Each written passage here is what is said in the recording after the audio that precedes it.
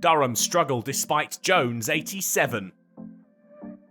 A bit of a ropey start from Derbyshire's top order left Lewis Deploy and Harry Kane with work to do, but they recovered well against Durham on the first day to help their side to 306 all out, with 82 and 78 respectively.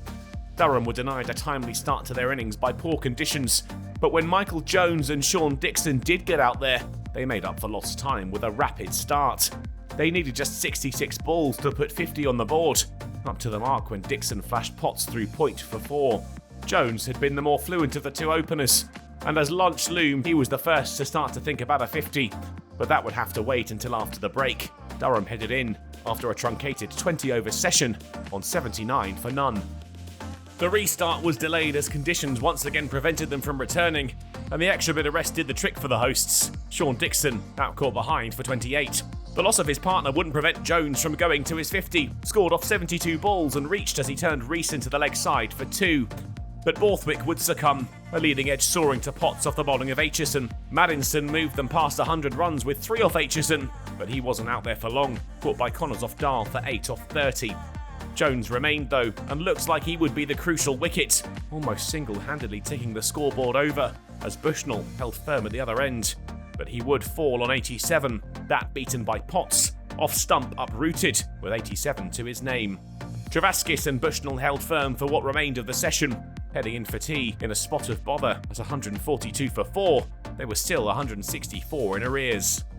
It was slow going after the break, conditions tricky to bat in, and Derbyshire were keeping their visitors quiet. Their 50-run partnership came from 103 balls.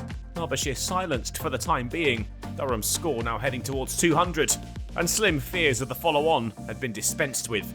The score was up to 193 when Connors prized out Bushnell, caught behind for 35. Coughlan strode out to the middle, and with his first boundary, moved Durham to 200 runs. But they were about to lose another wicket. Travaskis out for 25, juggling from Madsen at second slip, Guest eventually with the catch. Coughlan was soon following, ran out for 12 attempting a quick single, Potts dead-eye with his throw. McIntosh too was heading back to the dressing room, caught by Potts off Dahl for a 2-ball duck, and Derbyshire had their visitors down to their final wicket in the last over of the day. Rain out caught behind off Connors for 4, Durham finishing day 2 on 222 for 9, 84 behind the hosts.